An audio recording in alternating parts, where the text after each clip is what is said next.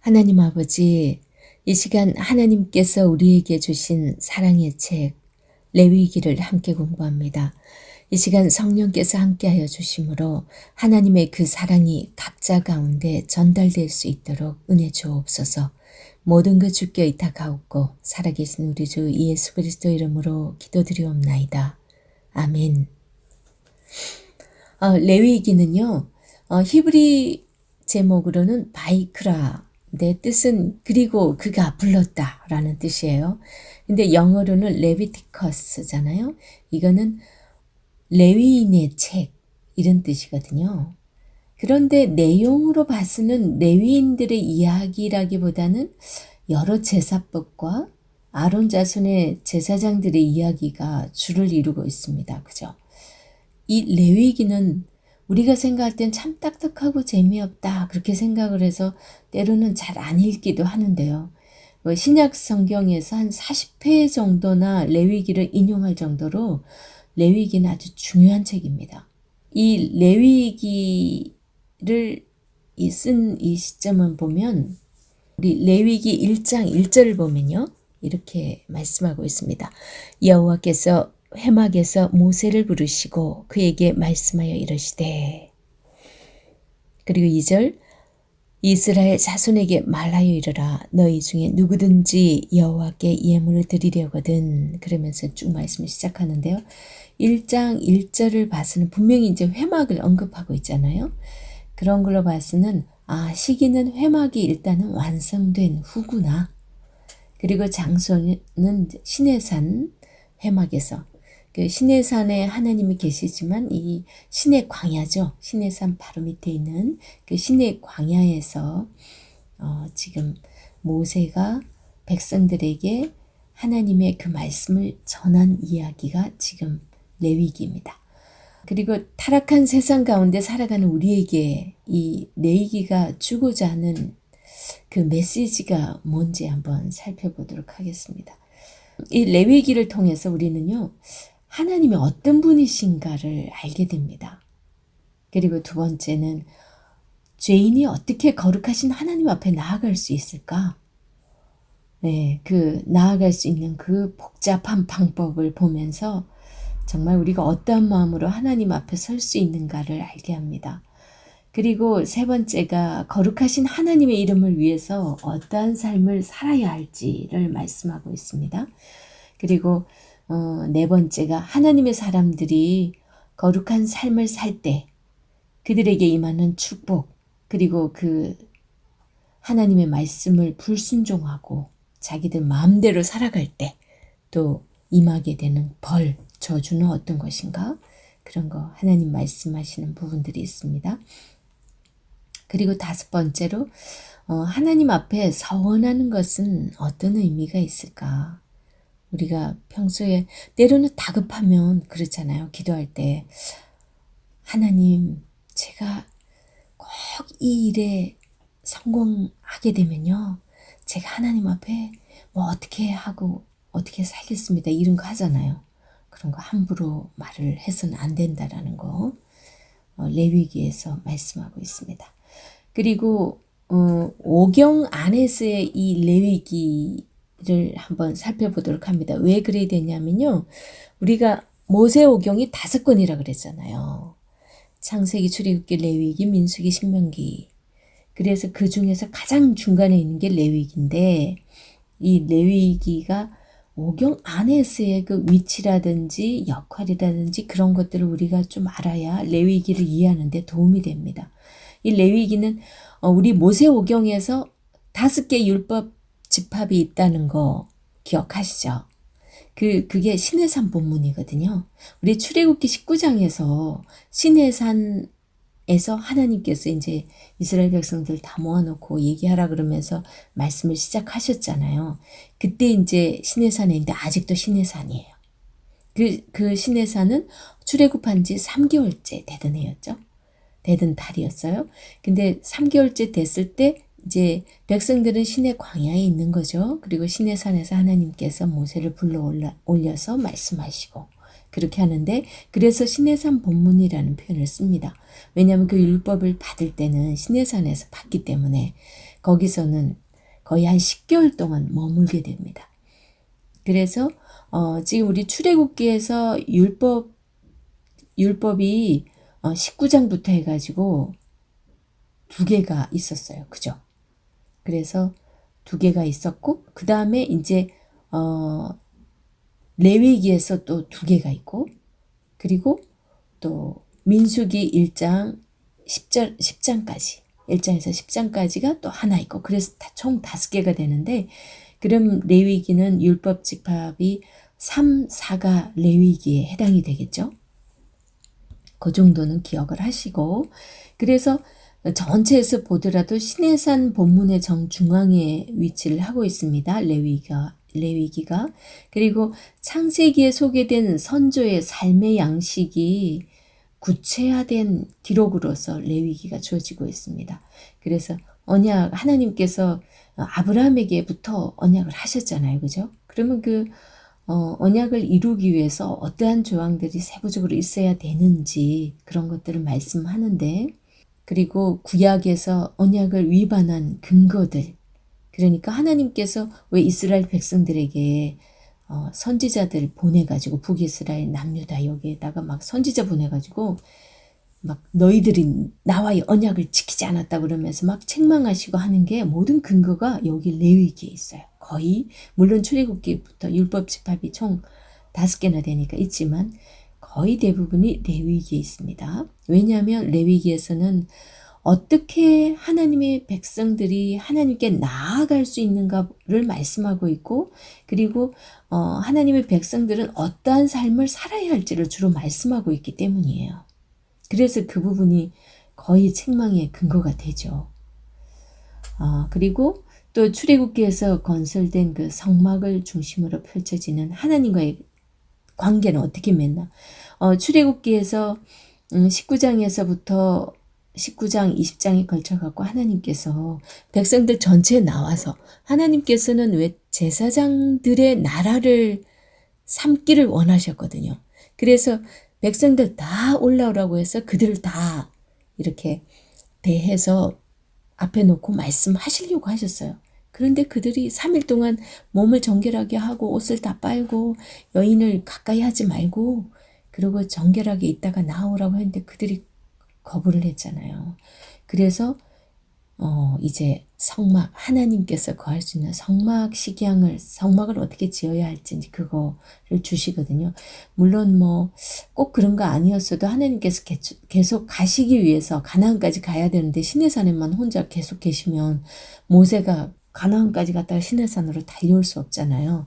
어차피 어쩌면 성막 규례 같은 정도는 하나님께서 주셔서 하나님이 같이 함께 움직이셔야 되니까 그럴 수도 있었는데, 그 이후에 그들이 금송아지 사건 일으키고, 그리고 그들이 하나님 뵙기를 거부함으로 인해 가지고 하나님께서 성막 규례를 주십니다. 그런 다음에 이제 레위기가 시작되죠. 그리고 또 이 레위기는 민수기 바로 앞이잖아요. 그러니까 광야로 진출하기 전에 주어지는 이제 삶의 지침들이죠. 이제 본격적으로 진군 편성을 해서 민수기에서 이제 광야를 통과하게 되면 이제 가나안이 기다리고 있기 때문에 그들에게 이제 머물고 있는 동안에, 가고 있는 데다가 힘들어 죽겠는데 거기다가 계속 말씀하실 수 없잖아요. 그죠? 그래서 민수기에서는 1장에서 10장까지 진군 편성할 때 기본적으로 떠나기 전에 다 주셨던 말씀이고, 그 전에는 지금 이제 시내산에는 머물고 있는 상태예요. 그때 말씀이 주어집니다. 그리고 신명기의 내용이 될 상당한 분량의 율법이 또 기록됩니다. 왜 그러냐면요. 모세가 이제 지금 가나안을 바로 앞두고 모압 평야 있잖아요. 그 모압 평야에서 가나안을 본인은 바라다 보고만 있어요. 그런데 이미 광야를 지나가면서 출애굽 1세대들이 다 죽어버렸어요. 그러니까 지금 남아있는 그 출애굽 2세대들은 너무 몰라요. 하나님에 대해서 모르고 하나님께서 그들을 어떻게 출애굽시켰는지, 이런저런 것들 물론 부모님한테 들은 사람도 있겠죠. 하지만 거기에 대해서 체계적으로 다 알려주는 그런 말씀이 지금 출애굽기부터 기록을 하고 있잖아요. 그죠? 그래서 물론 창세기부터 시작을 하죠. 하나님은 어떤 분인가부터 시작해가지고 그래서 우리가 앞서서 창세기에 대해서 배웠을 때 충분히 하나님은 어떤 분이라는 말씀을 드렸고 인간의 그 패역함 때문에 어쩔 수 없이 인간은 안 되는구나. 죄 때문에. 그래서 결국은 한 사람 전략으로 아브라함, 이삭, 야곱을 통해서 이렇게 하나님 나라를 그들의 조상을 통해서 이루겠다고 생각하시고 그들에게 이제 약속의 말씀을 주시죠. 그러면서 이끌어오다가 야곱의 12 아들이 그 70명이었잖아요. 12 아들들까지 해서 70명이 이렇게 애굽으로 넘어가잖아요. 그래서 넘어가는 것까지 갔다라고까지가 창세기 끝이 났어요. 그리고 이제 출애굽기 시작하면서 그 이스라엘 백성들 70명이 애굽에 오게 된 그런 과정들이 이미 그 배경이 되는 게 창세기였고 이제 애굽에서 그들이 430년이 돼서 너무 인구가 200에서 한 240만 정도 아주 많은 인구가 됐을 때 그 애굽에 요셉을 알지 못하는 그 새 왕이 와서 이들을 핍박하잖아요. 그래서 이들이 막 부르짖었다고 나오는데 이거는 뭐 꼭 기도했다라는 그런 의미도 해당은 될 수는 있겠지만 이들은 너무 고역이 괴로워서 막 울부짖은 거예요. 그렇게 했을 때 하나님께서 그 소리를 들으시고 이제 아브라함과 했던 그 약속을 기억하사 그러면서 이제 이들을 이끌고 나오시잖아요. 그래서 출애굽기에서 그 이끌고 나오는 그 여정이 다 소개됐고 그런 다음에 이제 3개월 되던 그 시점에서 시내산에서 하나님께서 그들에게 처음으로 말씀을 하시죠.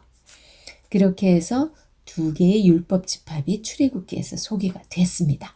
그런데 이제 그 사이에도 2번이나 큰 반역이 일어났었죠. 첫 번째 반역이 뭐였어요? 첫 번째가 이들이 하나님 뵙기를 거부한 거예요.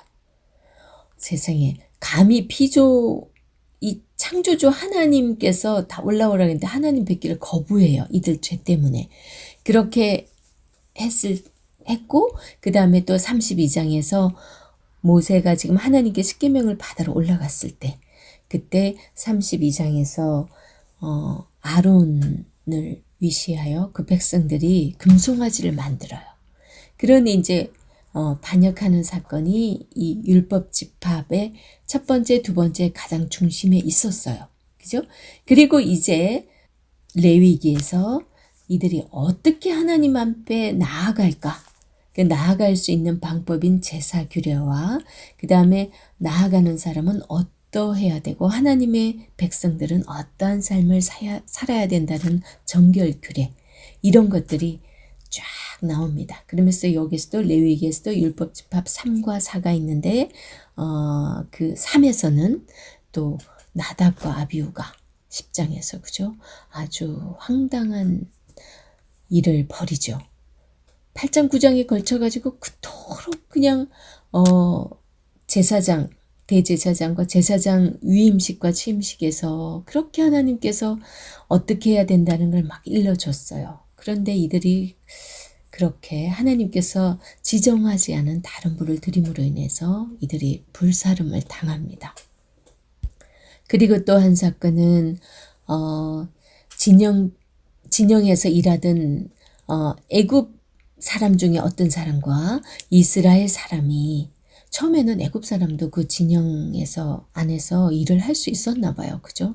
애굽에서 사람들이 쫓아나온 사람이 있었잖아요. 그죠?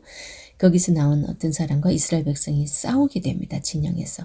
그런 다음에 이스라엘 단지파 그 엄마의 그 아들이 하나님의 이름을 모독하는 그런 일이 발생하게 되죠. 그렇게 하면서 또 하나님께서 많은 율법을 또 더해서 말씀해 주십니다. 이런 것들이 다 레위기인데요. 이렇게 크게 이렇게 흘러가고 있는 부분을 염두에 두고 우리가 말씀을 보면 훨씬 말씀이 잘 들어올 겁니다. 그리고 레위기 전체 핵심은요, 거룩함이에요. 거룩함. 하나님께서 내가 거룩하니 너희도 거룩하라 그러면서 이 백성들을 데리고 나와서 거룩하게 예배 받으시길 원하셨고, 그리고 이 사람들도 다 성결하게 거룩한 백성으로 만들길 원하셨고, 그리고 그들은 거룩한 하나님의 소유가 될 수 있도록 하는 것이 하나님의 목적이셨어요. 그래서 그렇게 어떻게 하면 그렇게 될 수 있다라는 걸 말씀을 하고 계십니다. 그리고 구약 내에서의 그 레위기는요, 역사 속에 구체적인 언약의 준수, 그러니까 어떻게 하는 것이 언약을 지키는 것이고 어떻게 하는 게 언약을 배반하는 건지 그 근거가 이 레위기에서 우리는 찾을 수 있습니다. 그 레위기의 수많은 복잡한 그 제사 제도를 만약에 오늘날 우리가 해야 된다면 이 땅에 과연 짐승이 남아 돌았을까요? 그죠? 그렇게 죄악이 많은 우리가 큰일 났을 텐데, 너무 감사하게도 예수 그리스도께서 그 모든 제사를 다 대신해 주심으로 인해서 우리는 정말 예수 그리스도를 그 믿음으로 인하여 하나님 앞에 나아갈 수 있게 되었습니다. 이 레위기의 전후 문맥을 한번 살펴보도록 하겠습니다. 이 전반부에 있어서는 세상을 창조하신 하나님, 그 창세기가 있죠, 그죠? 하나님께서 사람들과 사랑으로 교제하기를 원하셨던 그걸 우리는 창세기에서 볼 수 있었습니다. 하지만 사람들이 이렇게 타락을 계속 했었죠. 그 어쩔 수 없이 하나님께서 이제 인류 전체에게 뭔가 은혜를 주려고 생각하는 걸 마음을 확 이제 다시 바꾸시죠.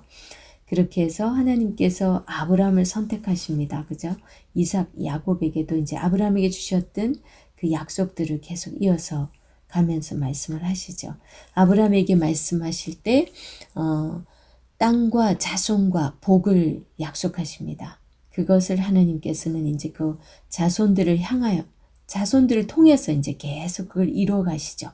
그게 바로 이제 일단 성취된 것이 자손들이 그렇게 애굽이 당시 최고의 강국이었는데, 그죠? 그들이 위협을 느낄 정도로 이 사람이 많아졌다는 거 아니겠어요? 그게 아브라함에게 약속했던 일단 1차적인 성취이지만, 하나님께서는 꼭 그 이스라엘 백성의 그 숫자가 많아짐만을 두고 그 자손을 약속하신 건 아니에요. 왜냐하면 그 이후에 아브라함의 자손으로부터 다윗 언약도 있으니까 다윗을 통해 갖고 또 그 자손 예수 그리스도가 오셔서 예수 그리스도를 믿는 모든 사람이 다 하나님의 자녀가 되잖아요. 그 모든 앞으로 돌아오게 될, 아직도 돌아오지 못한 그 모든 백성까지도 다 아브라함에게 약속하셨던 그 자손에 속하는 거예요. 자손과 땅과 복이죠. 그 땅은 가나안 땅이지만 일단 이 가나안 땅은 하나의 예표일 뿐이에요. 그죠? 영원한 하나님 나라가 그 가나안 땅을 이제 예표해주고 있는 건데, 가나안 땅이 예표를 해주고 있는 건데, 그래서 이것은 성교지이지 이것이 최종 목표가 아니라는 거예요. 우리가 하나님을 만났으면 내 안에 주님을 모셨어요. 그러면은 내 안에 하나님 나라가 이루어지는 거예요. 그러면 그 하나님 나라 이루어진 그 자체는 이제는 나는 이 땅에 존재하는 그 목적이 뭐냐? 많은 아직 하나님을 알지 못하는 이들에게 복음을 전하기 위해서 내가 존재하기 때문에, 그래서 이 가나안은 꼭 육신적인, 지금 뭐 그러면 거기만 모든 목표가 되면은 다른 이방 민족 그리고 또 우리는 뭐 다 어떻게 되는 거예요? 아니잖아요. 그죠? 그래서 성교지라고 교수님이 말씀하신 게 맞는 것 같아요. 그래서 우리가 아직도 내 안에 하나님을 모시지 못했다면, 우리가 그 육신적인 부분만 계속 뭐 하나님 나라는 꼭 죽어가지고 천국이 또 따로 있고 막 이렇게만 생각해서 간다면 그러면 좀 많이 달라지겠죠. 그래서 그 전 문맥이 아까 제가 출애굽기까지 설명드렸잖아요. 그런 문맥이에요. 그런 다음에 후문맥이라는 레위기 전체로 봤을 때 크게 이제 앞에는 창세기 출애굽기가 있었고 그러면 그 쭉 흘러오는 지금 이야기잖아요. 그러면은 그 다음에는 민수기와 신명기, 그 다음에 그뿐만이 아니라 신명기까지 하고 나면 여호수아서부터 해가지고 쭉 역사서가 이어지잖아요. 그래서 후문맥이 광야에서 하나님이 이스라엘 백성들을 훈련하여 만들어 가시는, 그리고 뜻대로 살지 않는 백성들을 책망도 하시고 그리고 그렇게 하면은 멸망시킨다고 겁을 주긴 하시지만 그래도 완전히 멸망시키진 않으시고 그들을 포로로 잡혀가게 하시죠. 그렇게 해서 때가 돼서 약속한 70년이 됐을 때 이들을 귀환하게 하셔서 그 가운데 결국은 하나님의 목표는 예수 그리스도를 보내심으로 말미암아 그 예수께서 올라가셔서 우리에게 보혜사 성령을 약속하셨잖아요. 그래서 성령을 우리에게 보내주심으로 인해서 신약의 교회를 만들어 가시는 그 이야기가 이제 구약을 통해서 그 다음에 복음서 지나서 그 사도행전, 그죠? 사도행전 그리고 바울서신 그런 걸 통해 가지고 그 신약의 이야기들이 쭉 뒤에 있습니다. 그런데 그 모든 것이 레위기에서 이게 하나님께서 약속하셨던 부분들이 이렇게 이루어진다는 사실인 거예요. 그걸 우리는 생각해야 됩니다.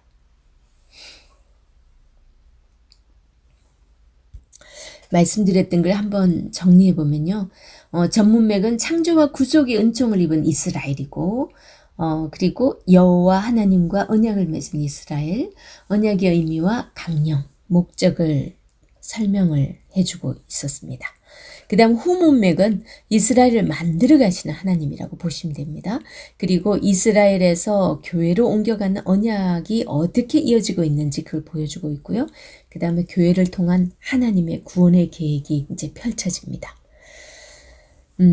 그리고 언약 체결의 이유는 출애굽기 19장 4절에서 6절에서 말씀해 주었습니다. 이게 제가 구약의 축이라고 할 정도로 아주 중요하다고 출애굽기 할 때 말씀을 드렸어요. 그 꼭 한번 보시고 특히 5절 6절 한번 외우셔야 됩니다.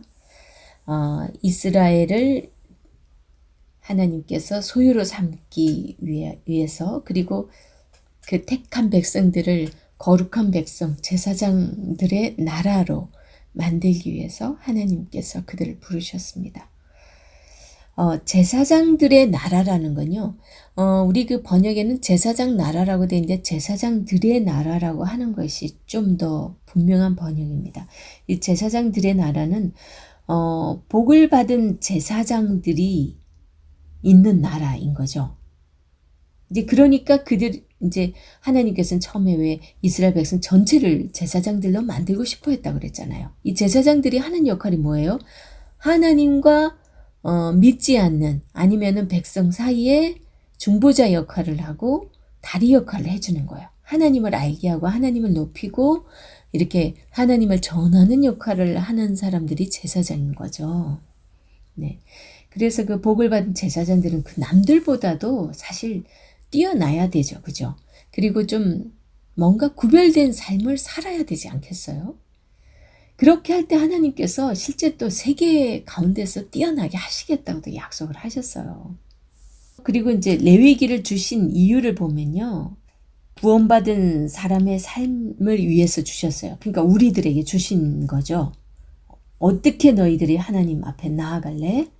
어떤 마음가짐으로 마음과 몸의 성결에 대해서 후반부에는 굉장히 많이 언급을 하고 있거든요. 전반부에는 이제 하나님 앞에 일단은 나아가기 위해서는 이렇게 번잡한 모든 이 제사, 온갖 제사를 다 드려야 됩니다. 그러니까 그런 제사를 드려야만이 나아갈 수 있다는 거. 그 다음에 그 후반부에는 마음과 몸이 완전히 세상 사람과 구별돼서 성결하게 되는 걸 말씀하고 계세요. 그리고 많은 사람들에게 어떠한 존재로 어떠한 그 사람들을 품고 그들을 사랑하고 그들에게 베풀며 살아가야 될지 또 그런 말씀을 하고 계십니다. 레위기가 법전으로만 생각하고 딱딱하게만 볼 거는 아니에요. 제가 나중에 본문 설명할 때 좀 편하게 다 이해되도록 설명해 드리도록 하겠습니다. 레위기의 구조를 잘 봐두셔야 됩니다. 전체 모세의 오경 전체 구조에서 그 율법 집합 5개에 대한 구조가 있어요.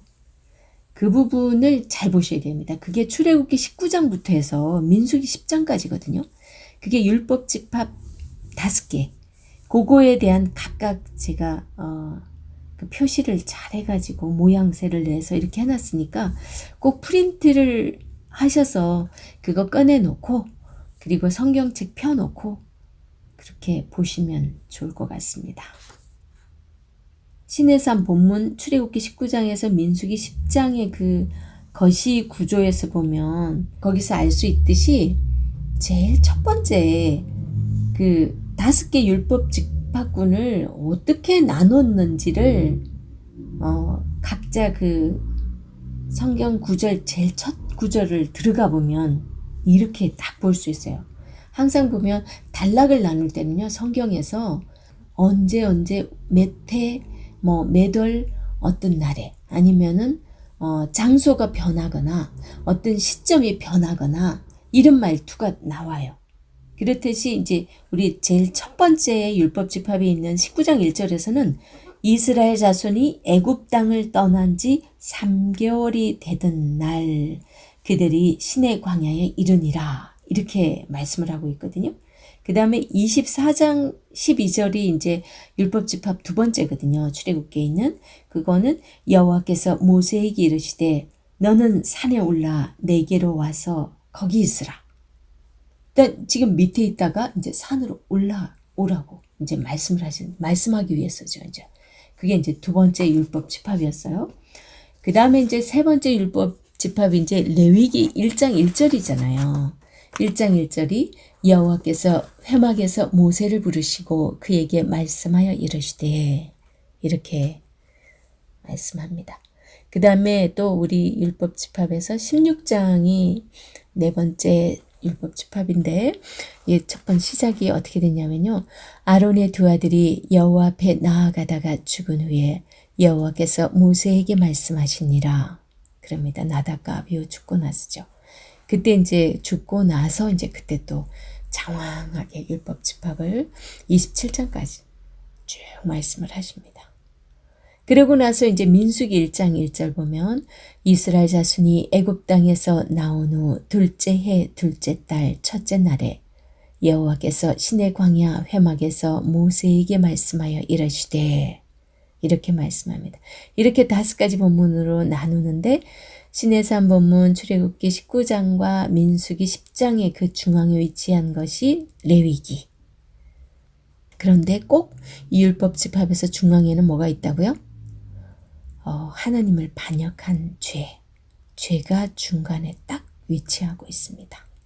그거를 제가 거기 올려드린 그 강의 안에서 보면 율법 집합 1에서는 중간에 20장에서 보면 하나님 뵙기를 거부하는 부분이고 두 번째는 아까 얘기했듯이 32장에서 보면 금송아지 우상 숭배 출애굽기 그 다음에 레위기 에서 8장에서 10장 사이에 보면 다른 불 들였다가 그 나답과 아비후 죽은 사건 그 다음에 율법 집합 4에서 반역한 사건은 뭐냐면요. 진영 중에서 여호와 이름을 모독한 일이에요. 그를 돌로 쳐 죽이라고 하나님께서 말씀하십니다. 몇 계명을 어긴 거예요? 3계명. 1계명, 2계명, 3계명으로 봐서 3계명인 거죠. 그 다음에 5번째는 민수기 1장에서 10장까지잖아요. 여기 중간에는 6장인데 여기는 반역이 아니고 유일하게 나실인 규례가 나옵니다. 정말 오묘한 거는요. 다른 앞에 4개의 율법 집합에서는 다 반역.